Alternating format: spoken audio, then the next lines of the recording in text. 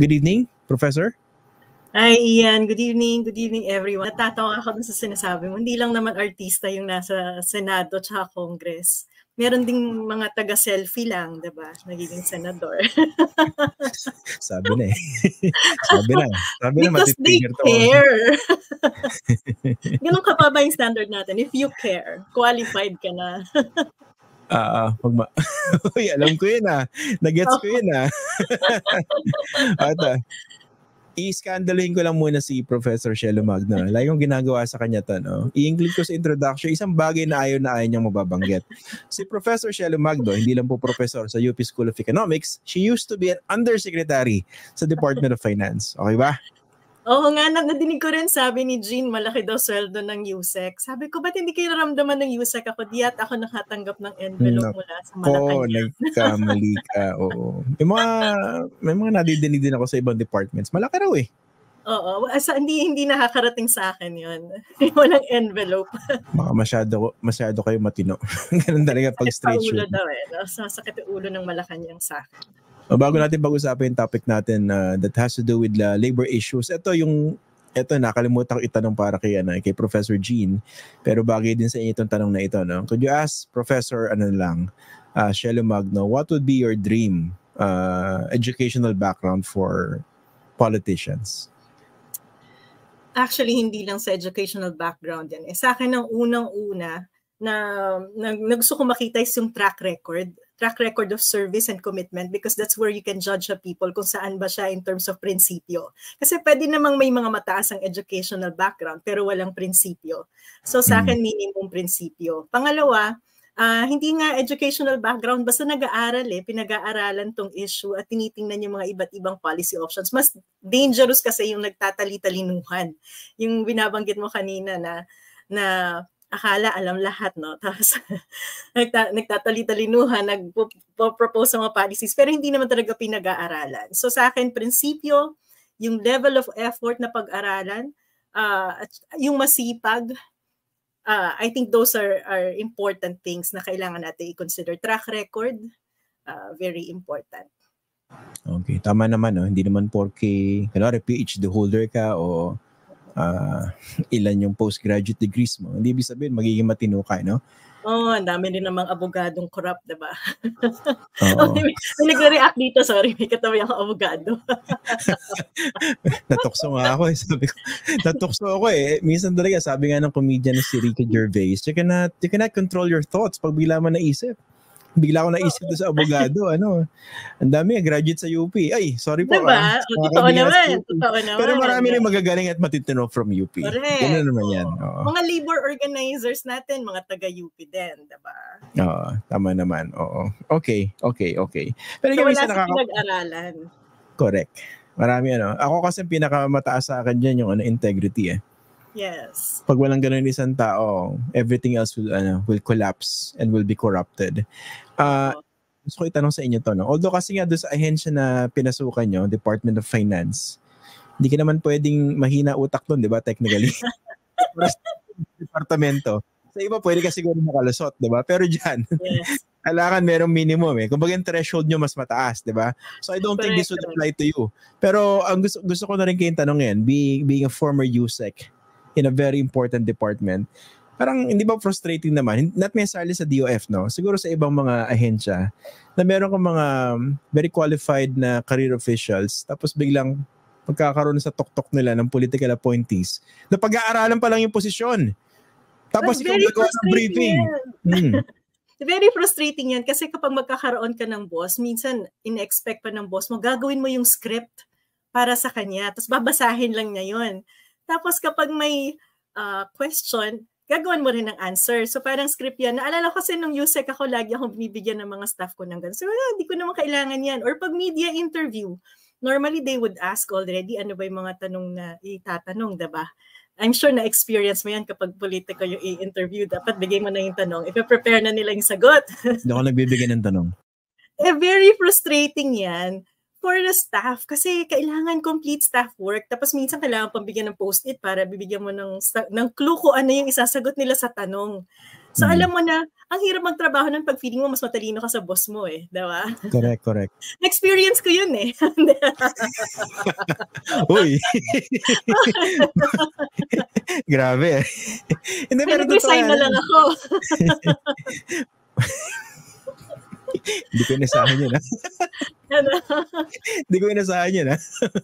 Totoo naman eh. Pero totoo yan minsan, di ba? Ito, example. Hindi ko sinasabi ngayon, ha? Kunwari sa DFA, di ba? At DFA kasi, syempre, nakaupo dyan, ano yan, career official na nag-retire. So technically, I think political appointees. By the way, sorry, I'm not talking about Secretary Chokno, ha? The higher boss.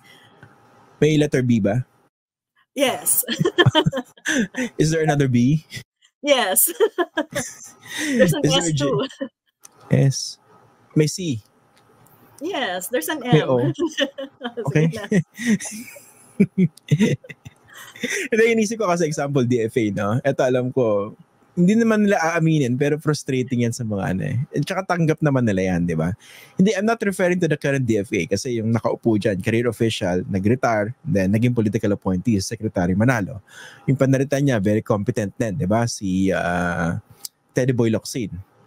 Hinto na lang muna ako ron, ha? Sa example.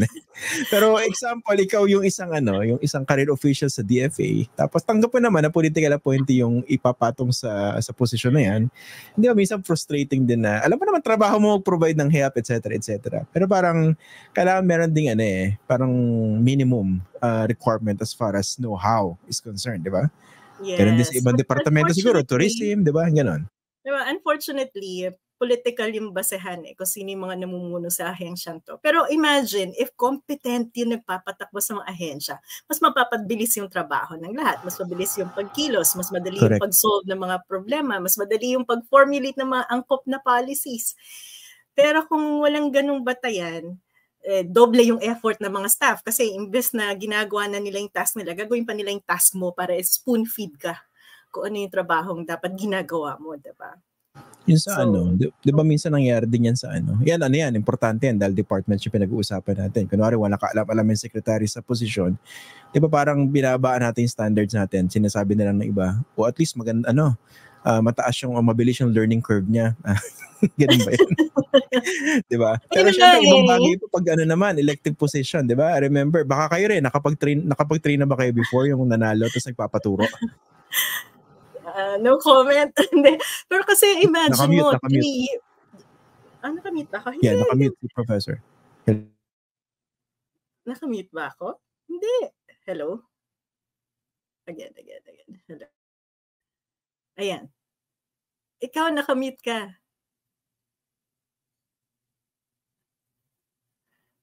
Hello? Hindi kita nadidinig. Hello? Okay na? Ayan, nadidinig na kita. Ako, nadidinig mo na ako.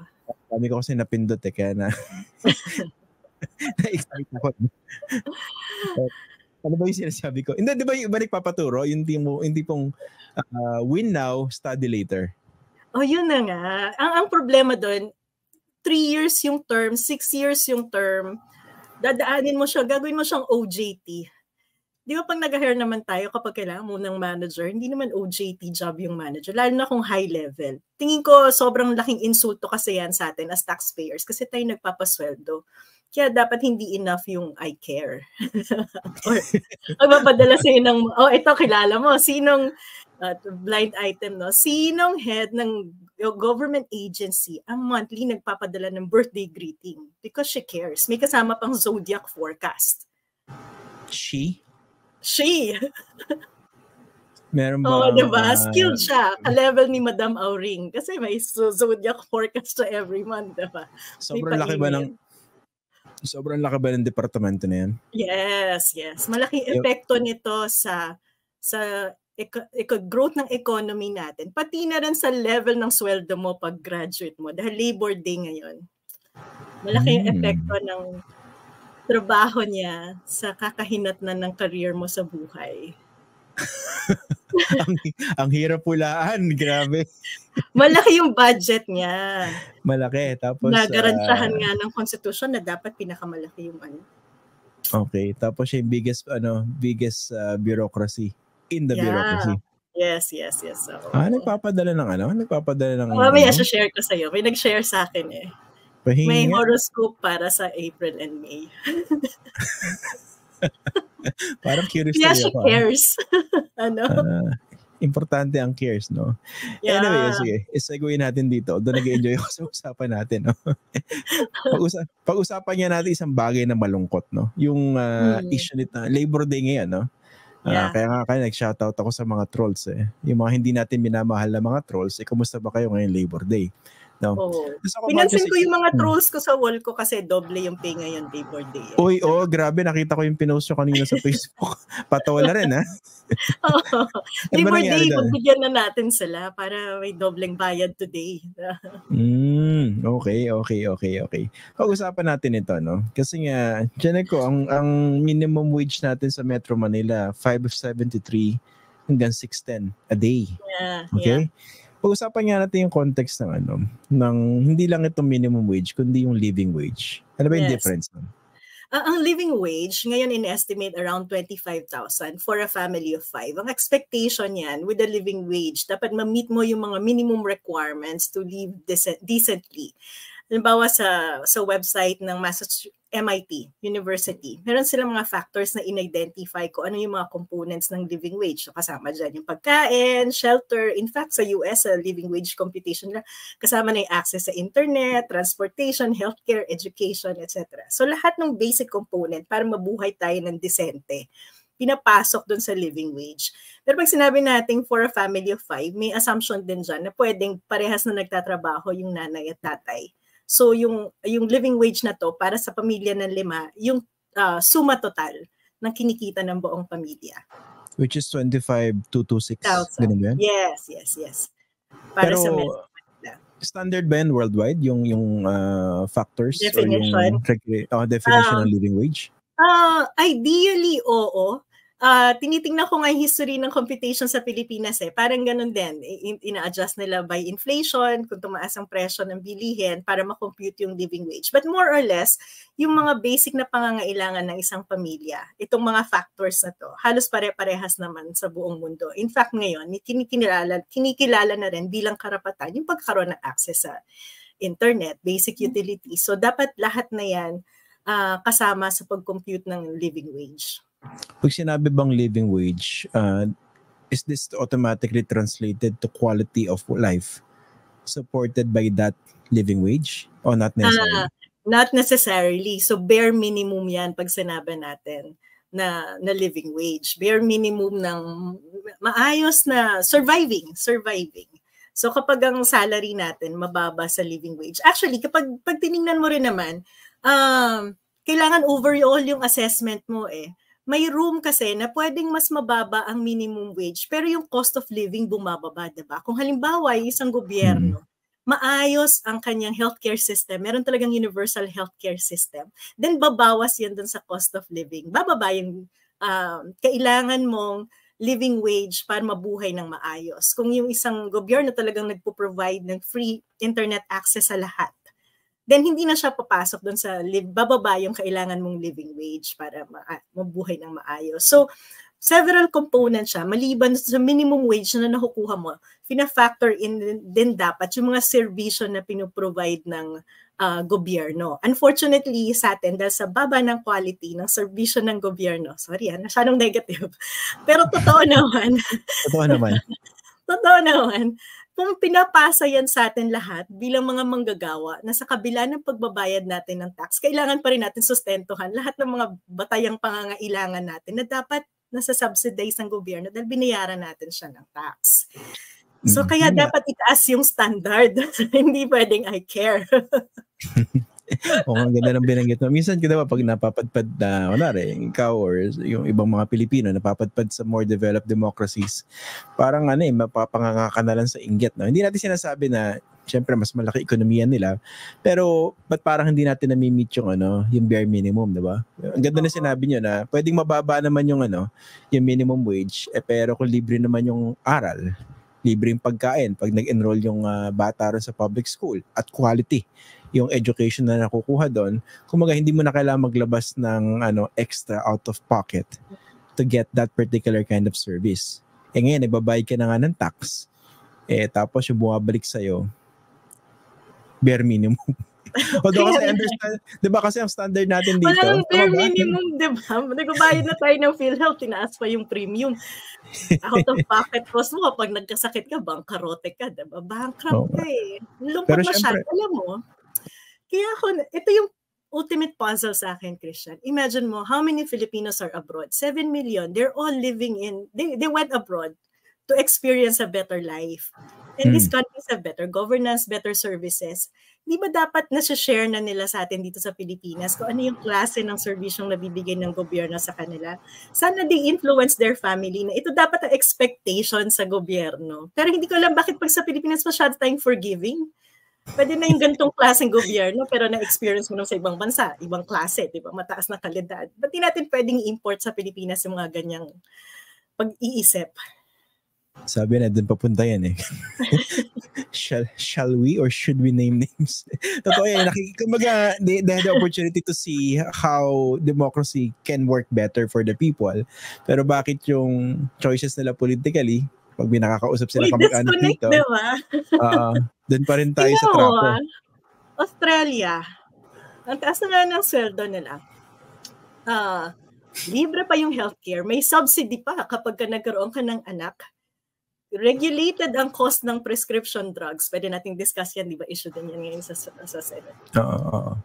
Daming Pilipino doon. Daming kamag-anak dito sa Pilipinas. Pero, yun nga eh. Bakit sa Pilipino, okay lang sa atin na tanggapin yung mga walang kwentang serbisyo ng gobyerno at saka politicians? Hindi ba natin mahal sarili natin? Don't we deserve something better? Lungkot eh. Gusto natin nasasaktan eh. Parehas lang naman yung tax rate. Tingnan nyo yung income tax rate. Parehas lang yung binabayad natin sa tax rate sa abroad. Yung pero sa kanila bumabalik, no? Oo.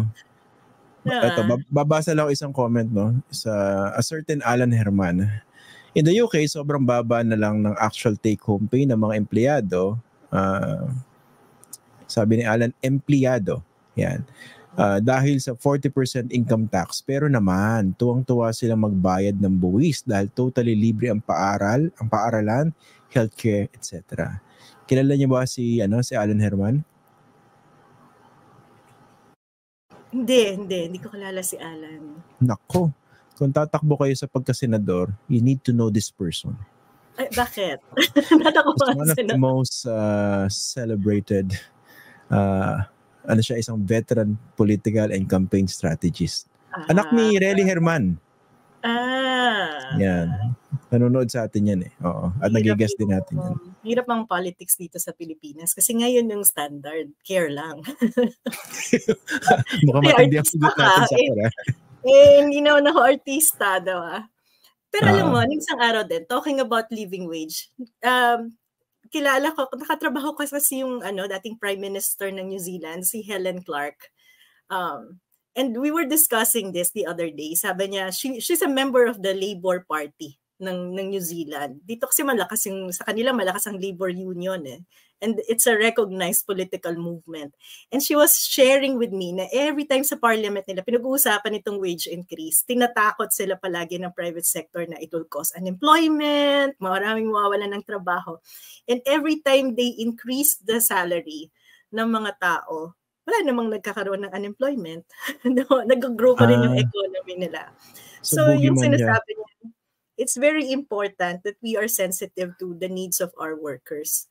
Ang sa akin naman, ang feeling kong problema natin, nabanggit ko na yung sa labor union ang minimum wage kasi is an entry wage.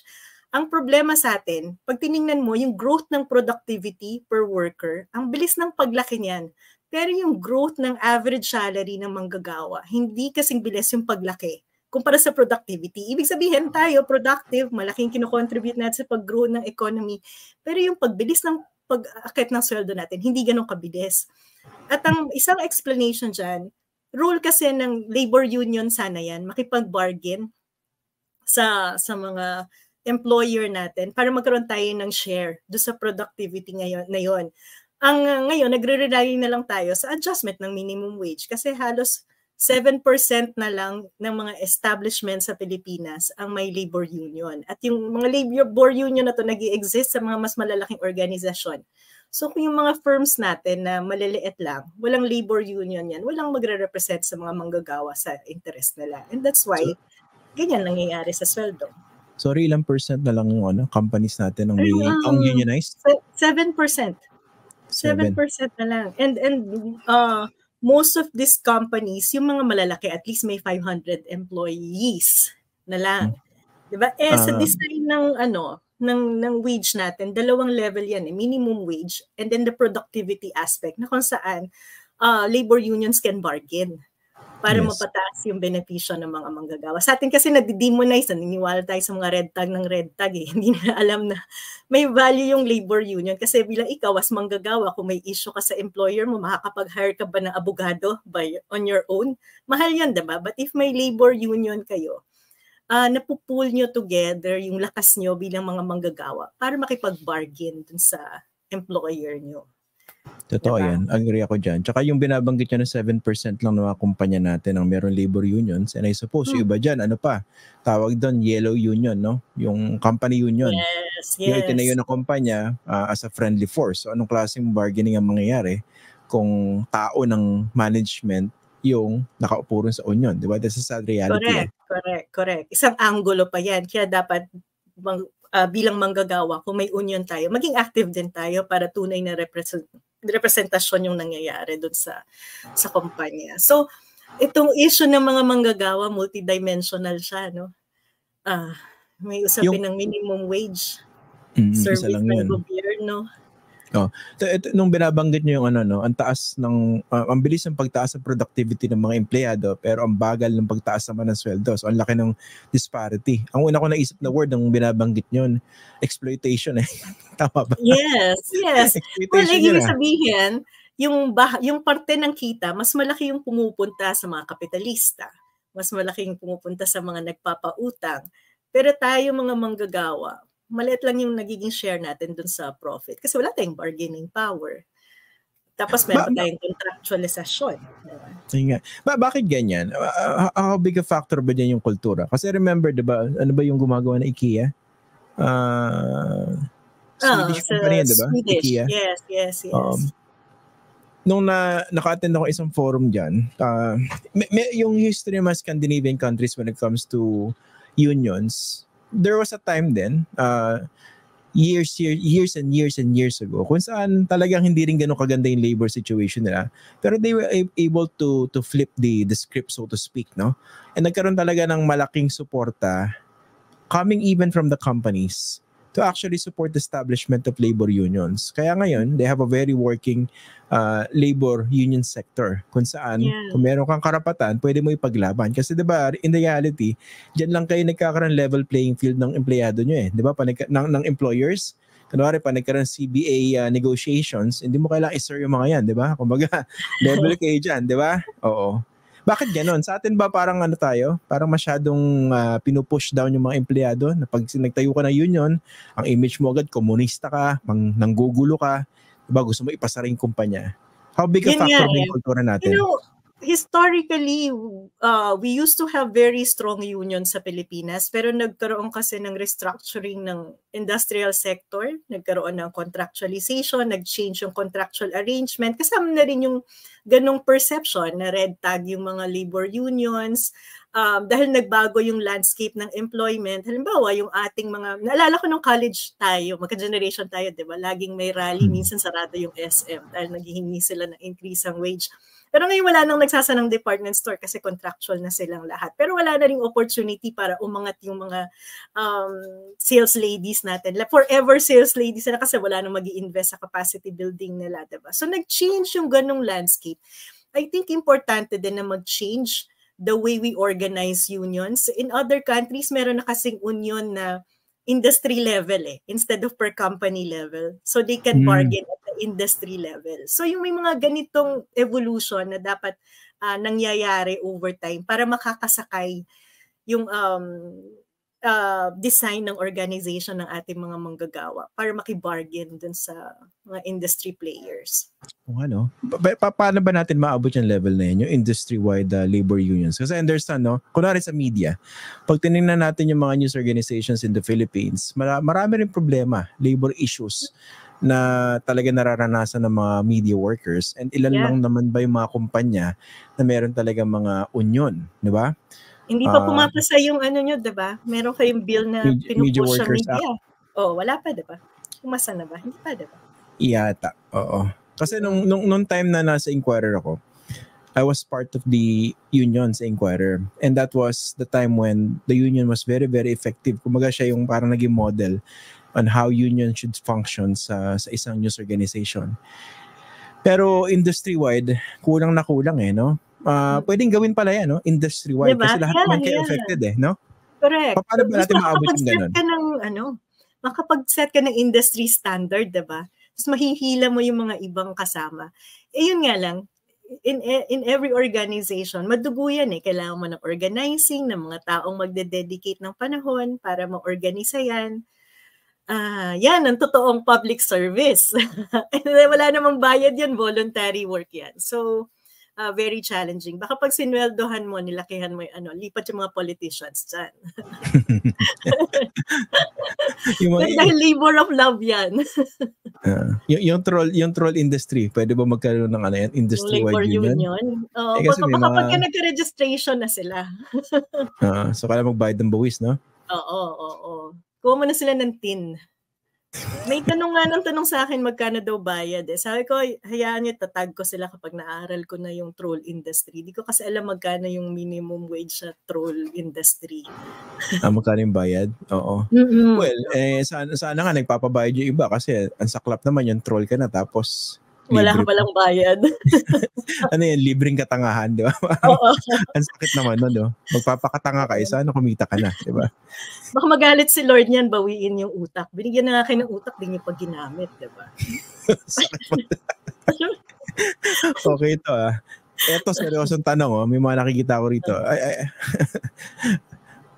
Anyway, masyadong decente kasi si Professor Shelo to join politics Pero may mga nagsasuggest na why don't you run for the Senate? Nako. Kapag pwede na po yung pag pwede na yung labor organizer at saka nagsusulong ng living wage. At saka kung pwedeng track record lang batayan at kakayahan, diba? Kaso sa Pilipinas, kailangan atang maging artista ka. Wala akong talent doon. O nga, parang imposible yata yun kung track record yung pagbabasihan. No? Hindi pwede yun, hindi pwede. Hindi ko pa kayang mag-artista Pag kaya ko nang mag-artista. Pero ito, no? Do you miss working in government? Kasi nga, di ba, you joined government because you wanted to contribute something. And you did, no? Yeah. Well, it was exciting kasi coming from the outside where I try to lobby, push for good policies, parang biglang all of a sudden, you're in a position to actually shape policies. So kung malinaw sa'yo yung agenda at kung ano yung mga dapat gawin, napakadali, ang daming pwedeng ayusin. So that's very exciting. Frustrating kapag yun nga, yung binanggit ko, mahirap pag yung boss mo, hindi kayo in sync diba? Hindi ako nawalan ng hope kasi na-realize ko na if we have the right people, kaya talaga i-turn around ang Pilipinas. Pero yun yung challenge, having the right people. On the other hand, paglabas ko naman, hopeful pa rin ako, optimistic ako because this is what I do inside and outside government. I discuss policies, I lobby for good policies. So, mas mahirap nga lang kasi syempre hindi na ako yung kasama sa nagsha-shape ng policies, but it's the same work. And at the same time, yung mga policy work kasi multi-level siya Minsan you do it as an expert, as a researcher, you do it as a lobbyist, you can do it at the international level, you can do it at the national level. Ngayon, when I left government, balik ako sa civil society, I actually got selected to be part of the Open Government Partnership. So even if I'm civil society, itong Open Government Partnership kasi, organization siya ng governments. So even the Philippines is a member of that. And then governments have to apply. And then they submit policy agenda. Tapos i-check namin kung ginagawa ba nila o hindi. So even if I'm not part of the government, I get to influence policies. So masaya ako doon. Yeah. Ito ba yung policy of transparency Yes. in government operations, yung bureaucratic operations? Ito ba yun? Yes, yes. And tapos ngayon, pwede pa kaming mag-recruit yung mga, hindi lang national governments, pati local governments can apply and join open government. So, check mo yung compliance nila, transparent ba talaga sila, may FOI ba sila, mga ganon. Di ba ano yan, nung panahon ng second Aquino administration, tama ba? Nagkaroon ng ganyan initiative? Yes. We joined. We joined nung panahon ni Pinoy, tas tuloy-tuloy yun, miyembro pa rin tayo. Although nung panahon ni Duterte, sa EITI, nandun din ako sa global Nag-quit tayo kasi tinatanong globally, bakit tayo may red tagging? Paano nakaka-participate ng mga community sa policy? Paano nagkakaroon ng freedom of expression? Freedom to criticize government kung nire-red tag yung mga tao? So, niraise namin yan sa international level. Ang ginawa ni Duterte, nag-quit. Okay. Oo, umalis. Anong nagbigay ba ng reason yung Duterte administration for quitting? O wala lang? In-anticipate na nila na masususpend sila. Kasi basic assumption yan in a democracy, there has to be civic space, the freedom to express your opinion, the freedom to criticize government without being harmed. So how can you have democracy? How can you have open government kung nagre-red tag ka, diba? Bumalik ba tayo ngayon? Bumalik tayo. Kaya ako nag-join ng government para ibalik tayo doon sa EITI. But that's only for mining. Yun. Doon lang. Okay. Yung Extractive Industry Transparency Initiative, tutok siya sa mining and oil and gas sector. But this OGP naman is broader. Talagang government, ikaw, anong agenda mo for open government? So yung each government will have to have a checklist ng policy. Bumalik tayo rin sa wider open government initiative. Bumalik tayo under the current administration. Yes. So we're here, ang lead agency dyan, DBM. So dapat malinaw yung budgeting process, may mga data, na-check ba natin yan. But at the same time, may mga ibang LGUs na sumali na like Baguio City. They already joined. May mga commitments na sila. South Cotabato joined already. In October, I will assume co-chairing of the Global Steering Committee with the Spanish government. So, okay lang na wala na ako sa Philippine government. I help globally daw. Bakit ganon? Tingin ko may mali sa guest natin, no? Parang ayoko na imbitahin si Professor Shelo Magno. Okay. Napaka-optimistic ba? Hindi. May mali sa inyo kasi you think you can help government without being in an elective position. Parang hindi ganon mag-isip ang mga politiko They have to be elected to be able to help. And I do it for free, ha? I do it for free. For 7 years, I was in the EITI board with zero pay. But we established a global standard requiring governments to respect yung FPIC, Free Prior and Informed Consent, na dapat lahat ng companies ng mining nagdi-disclose ng kanilang environmental and social impacts, na dapat lahat nagdi-disclose ng tax payments nila. So lahat ng governments na magme-member ng EITI, kailangan gawin nila yun lahat. And I did that with the EITI board for 7 years for free. Sa atin ba, dahil member tayo niyan uli, is that being strictly implemented sa atin? Yes. So every year, dapat ginagawa yan ng bawat government na may annual report, tapos available dapat yung data online. If you don't do that, you get suspended. So may mga status yung mga countries every year. Tayo, nakaabang sa international kasi tinitingnan ano nang ginawa niya sa issue ng red tagging at saka civic space. So, nag-generate ng report ngayon to see kung ginagawa ba natin itong mga principles na to. So, nung nasa DOF ako, ni-establish namin yun na dapat meron tayong grievance mechanism kung yung mga communities may problema sa mining, na-agrabyado ba sila, they can report directly to the EITI office para ma-check, ma-examine kung ano itong mga panghaharas na to. So yun yung isa sa mga initiative na ginawa nun para makabalik tayo. But let's see kung anong mangyayari sa evaluation nila. Alam mo, Professor, mabuti na dinidiscuss mo yan ngayon kasi it's not a sexy topic, honestly, no? Hindi siya pang kampanya. So pag pinaliwanag mo yan kunwari sa campaign stage, boring. Pero honestly, kung talaga magagawa lahat yan consistently, ang benepisyo niya nasa komunidad, no? Nasa tao. Pag hindi umaabuso, kung mga nagko-comply sa environmental rules yung isang mining company, 'di ba? Hindi ka mapiperwisyo yung kabuhayan mo. Yun ang translation niyan Yun nga that's why hindi mo kailangan maging in politics to help. Halimbawa ako as academe, nag-collaborate ako with the geologist. We just check kung magpaano yung use ng tubig ng Oceana Gold sa Nueva Vizcaya. Kasi dapat minomonitor yan ng government. Pero kung walang third-party monitoring, walang academe or civil society na nagmo-monitor, walang makaka-point out. There was a period na nag-over-extract sila ng tubig, ha? And then the community experienced yung sitwasyon na wala rin silang tubig. Syempre, di-deny ng company yan. But with data, ginawan mo ng research, pakita mo, then hindi na ma-deny, diba? Yung evidence-based policy making, napaka-importante nun eh. So ako, happy ako, inside, outside government, I do what I do. We make a difference. Kaya okay lang. Malaking bagay yung binabanggit nyo, no? Yung research-based or data-driven policy making. Isa kasi ang hirap pag naisip lang, nagising sa umaga. Ibalik ang ROTC. Ay, nakamali example ko. Hindi yan importante as long as you care. Oo, yun ang minsan na kulang sa atin no? Oo. Pero yun nga pala, no? Gano'n ka-importante yung tone from the top pagdating sa ganyan. Kunwari, sobrang importante. Sobrang importante. That was my frustration kasi at the time, and we were discussing about international foreign investment at the time. We're trying to fix it eh.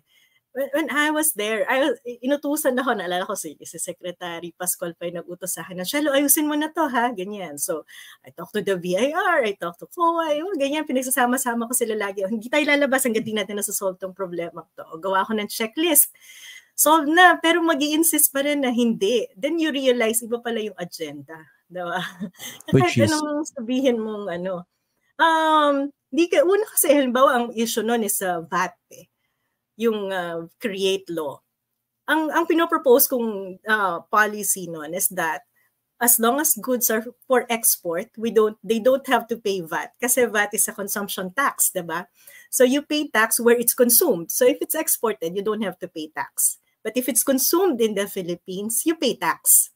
But unfortunately, actually magandang batas yan na pinasa nung panahon ni President Duterte. It requires a lot of political will to do it.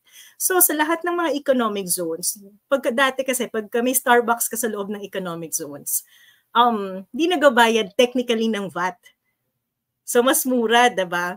Pero dito mo kino-consume yung Starbucks. So inayos yon, nilinaw. Na kapag kinonsume mo dito, bayad ka ng VAT. If you consume it outside, exempted ka sa VAT. Yun yung current regime na yan. That's the current regime. Oo, yes. But they're amending it eh.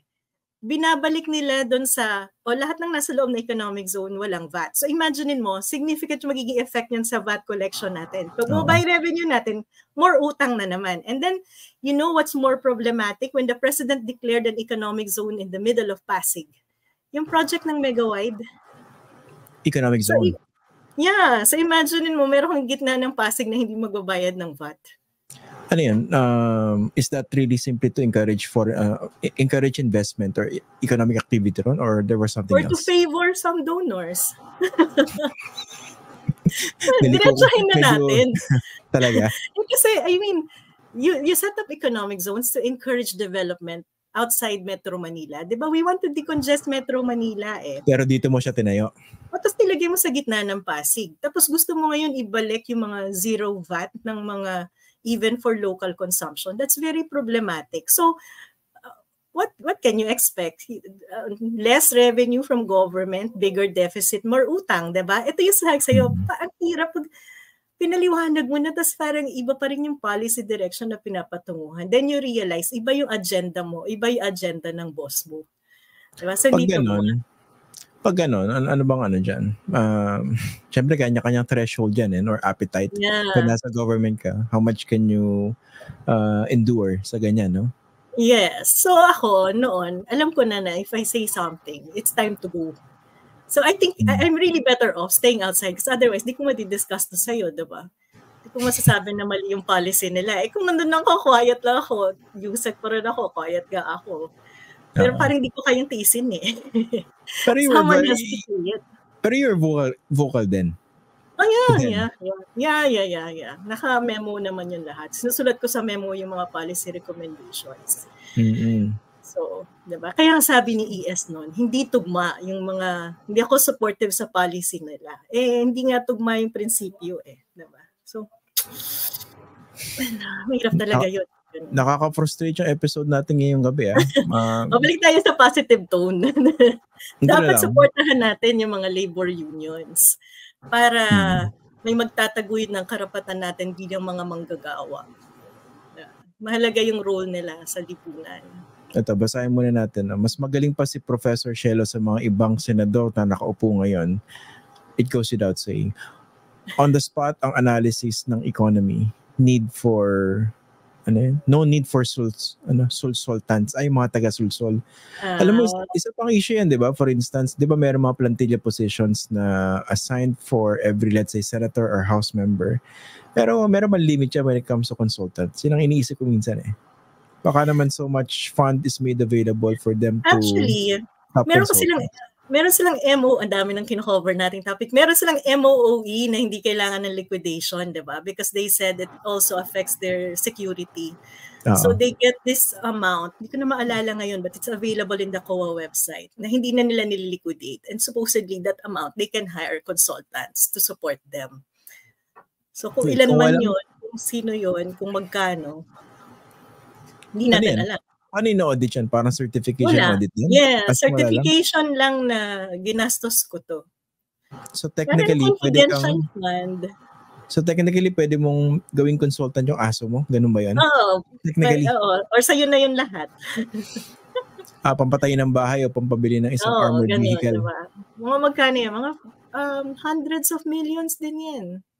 Diba? Kaya nga mali hindi USEC at ASEC yung malaki yung sweldo, yung nasa Congress, sa Senado. Alam may mo healthcare pa sila doon. Hindi, dati may isang congressman na kilala eh. E na-cover ko na siya dati. Tinanong, magkano ba sweldo mo, boss? Pinadala sa akin yung payslip niya. Pero meron nga silang MOOE na hindi nililiquidate. Basta nandun. Kumbaga, very reasonable yung sweldo. Pero hindi kasama yung MOOE. Hindi eh. Tsaka ano yun eh. Di ba pating committee chairmanships, di ba? Meron yung ano yun eh. Merong additional fund dyan. Yes, mga additional yan. Oo. Tsaka yung mga gift galing kay speaker at saka kay tsaka yung president. Yung totoo yun At saka kung alaga ka na isang tycoon. Ito naman ang umamin sa akin dating congressman. Siya raw yung taga-distribute sa mga kasama niya galing kay businessman.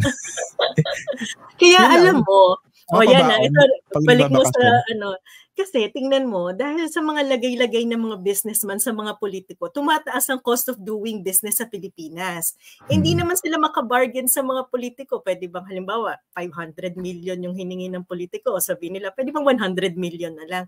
Mahirap makipag-bargain sa mga politikong powerful, di ba? Kaya binabargain na lang nila yung mga manggagawa. Yung sweldo mo hindi tataas.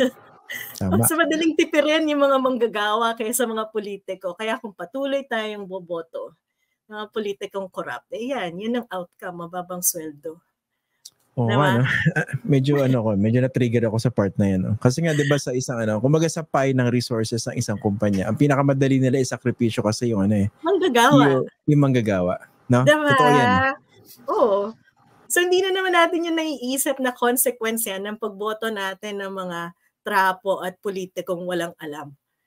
Napaka-direct ng epekto sa atin yan. At saka kung pinapaganda ng gobyerno yung infrastructure natin, dapat mas mabilis ang cost of transportation ng goods. Mapapababa yung cost doon. Pwede kang mag-bargain ng malaking sweldo, pero wala kang ang power So ikaw na lang ang tinitipid. Tama, totoo yan. Di pa nga natin pinag-uusapan yung quality of life ng mga manggagawa, di ba? Sipin mo, sobrang init ngayon, ang tagal ng biyahe mo. Hindi ka makabili ng sapat na tubig para rehydrated ka. Correct. Makakauwi ka gabing-gabi na sa sobrang traffic. Makikita mo yung mga anak ng Panginoon na nakawangwang. Diba, air condition yung mga kotse. Pero dapat daw pinagbibigyan yung mga yan. Kasi daw yan. Yun? VIP. Alam mo ba, ni-request ko sa FOI kung sino yung nag-VIP sa Commonwealth. Sumagot ba? Confidential daw Hindi ko alam kung clue ba yun or confidential talaga yung information. Well, Sabi sa FOI confidential, hindi pwedeng i-share. Kasi inisip ko confidential dahil may siya sa confidential or confidential information siya. Alam mo, Professor Shelo, you have to count your blessings. At least sumagot kesa naman nag-no comment. Ay, oo nga. Sabi confidential. Oo nga. Confidential. Ganun ba yan? Ay, ganun pala yung FOI ngayon, confidential na kung sino yung dumadaan sa kalsada. Diba? Isa pa yung problema natin yung FOI na yan. No? Nung panahon ni President Duterte, isa sa mga binabanggit ng kanyang mga supporters, kita mo yung presidente, talagang naglabas ng FOI order, no, to cover the bureaucracy, no, executive. Tapos yung LGUs encouraged. Pero yung isang batas that would guarantee freedom of information, wala hanggang ngayon, no? Kasi nga sa House, ang problema ng mga traditionally ng mga congressmen diyan, gusto nilang isampa yung right of reply bill. 'Di ba? Na medyo problematic yan for another discussion yan. Bakit ganoon? Parang wala tayong kulturang kahit sinasabi natin meron tayong mga transparency initiatives, mukhang kultura pa rin natin talaga itago. And very suspicious tayo pag humihingi tayo let's say na access sa isang dokumento for instance. Bakit ganoon tayo? At saka power kasi ang information eh. So some people feel powerful kapag may information sila na hindi na siya share sa tao. That's one. Second, yun nga, masyado nating celebrate yung pag-issue ng executive order. Tumigil tuloy yung movement natin to push for an FOI law na dapat sinusulong natin ngayon. Kasi kung executive order lang, ang dali-daling baguhin ng presidente kung ano-anong idadagdag na listahan doon ng FOI, diba? Tapos hindi pa covered ang mga local governments. So kailangan natin mag-lobby per LGU na magkaroon sila ng FOI.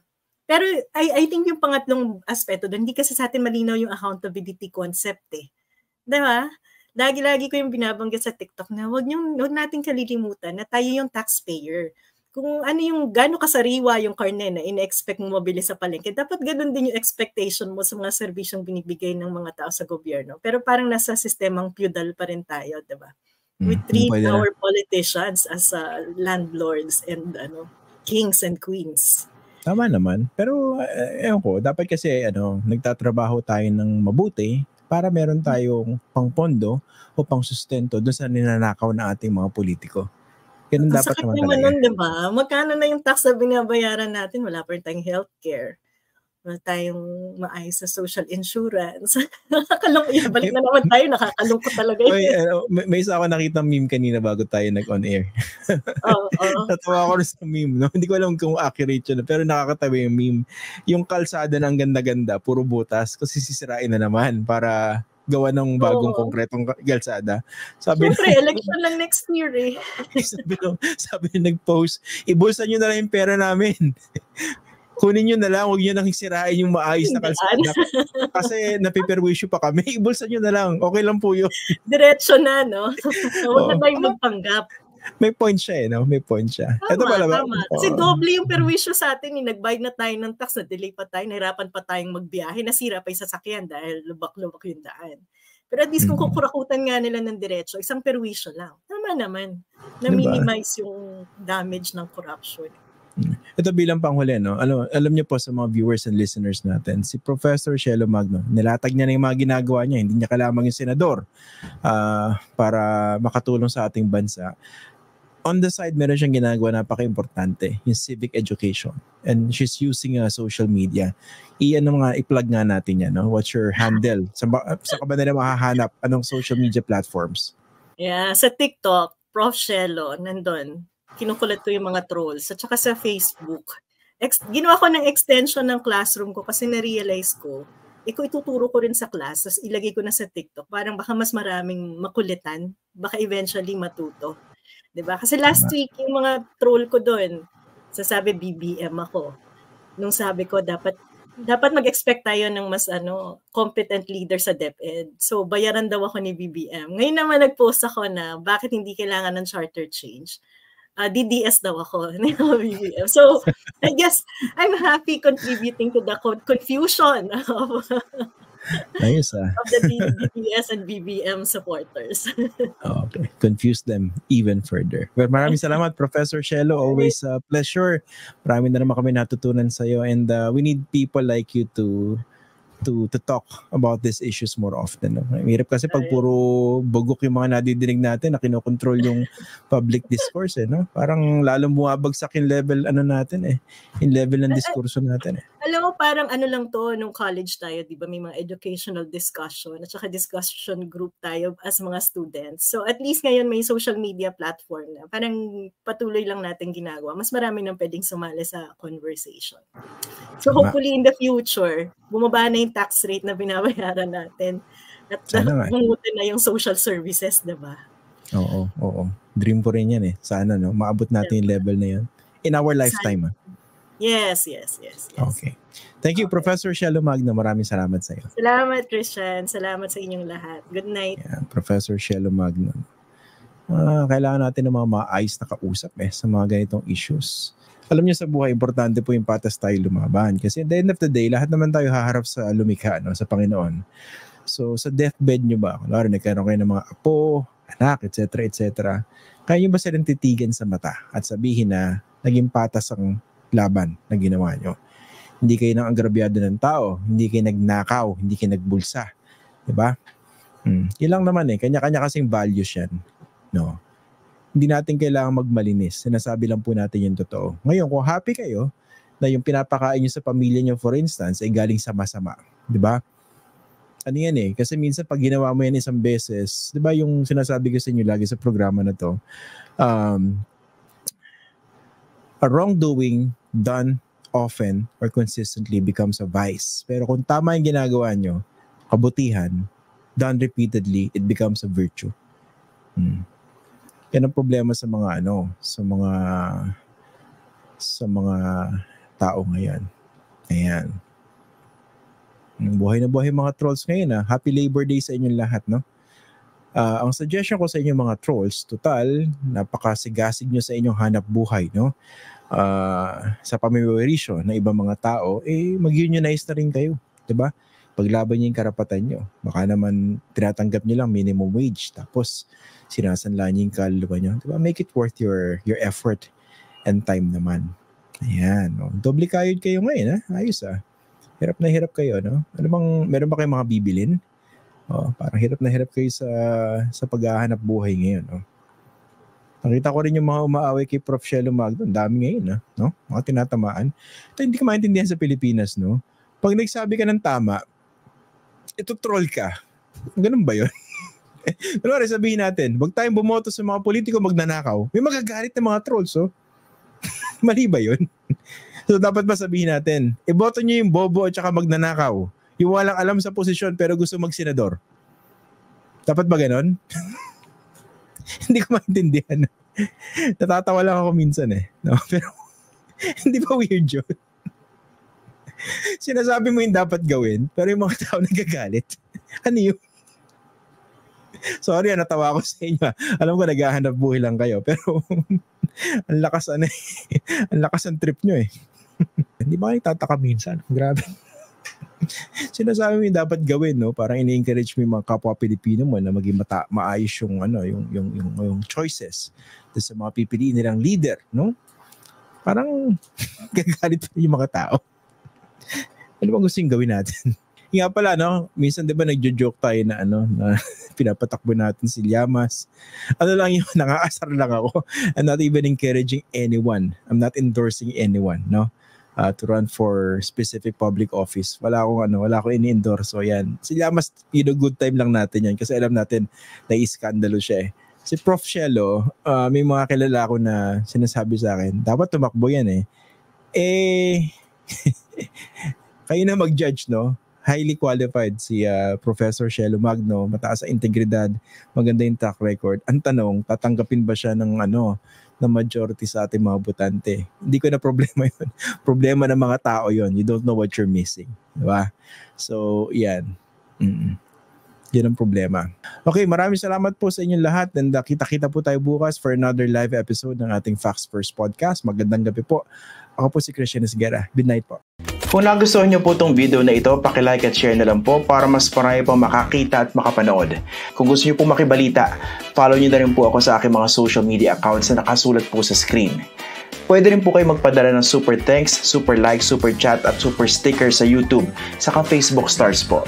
Alam niyo po, malayo po mararating ito para makagawa pa po kami ng mas maraming video na makatutulong po sa pagpapakalat ng tamang impormasyon para sa bawat Pilipino. Kada like, subscribe, follow at share ay pagsuporta po sa tunay na independent journalism sa bansa. Maraming salamat po.